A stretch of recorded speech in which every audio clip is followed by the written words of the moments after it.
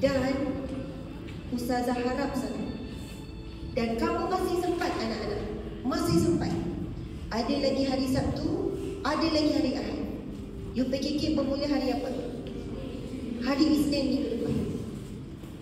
Sebenarnya mak ayah kamu anak-anak, kalau kamu tak dapat straight A, tapi kalau kamu tunjuk kamu bersungguh-sungguh, kamu baca buku, kamu tak tidur malam, kamu tak main, kamu berdoa kat rumah, kamu minta dengan Allah, dan jika ditakdirkan setelah berusaha kamu tetap tak dapat straight A, mak ayah kamu takkan kecewa. Bahkan mak ayah kamu akan bangga sebab anak aku telah berusaha.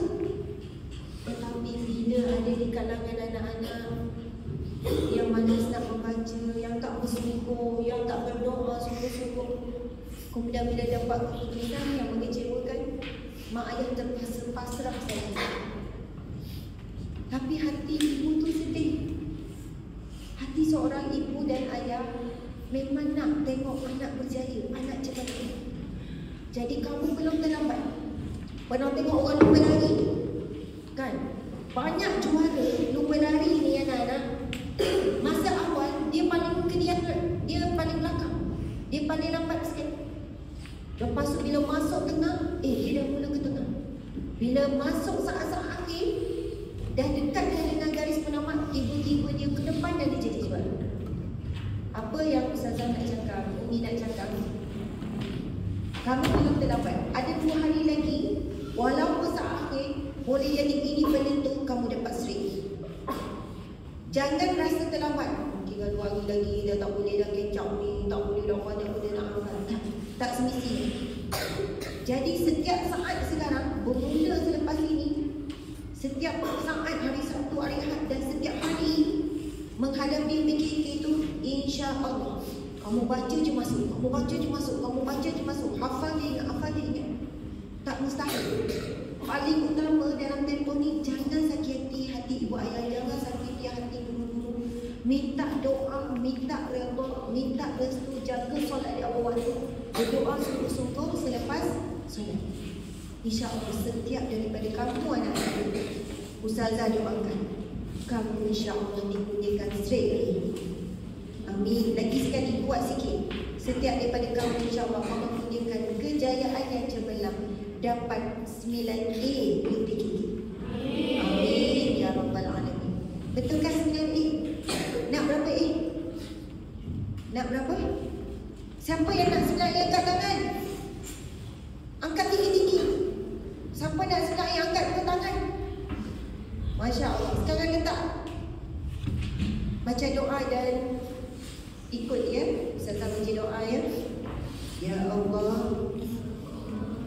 Ya Allah, Ya Rahman, Ya Rahim, Engkaulah Ya Allah, Tuhan yang Maha Pengasih,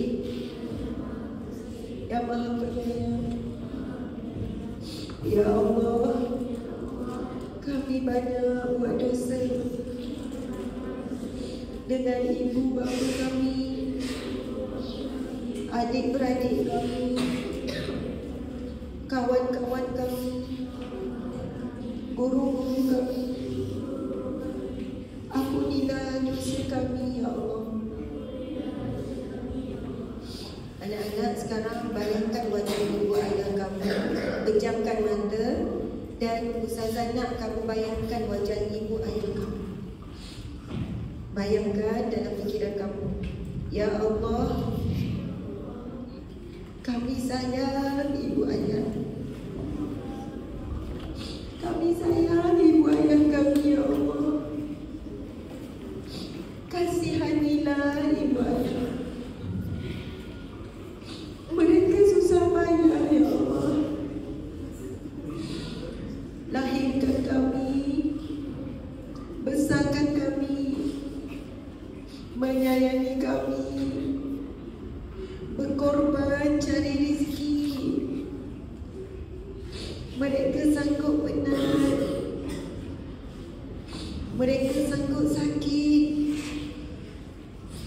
Ibu ayah tak tidur malam, hantar kami belajar di sini. Ya Allah, bantulah kami untuk gembirakan mak ayah kami dengan kejayaan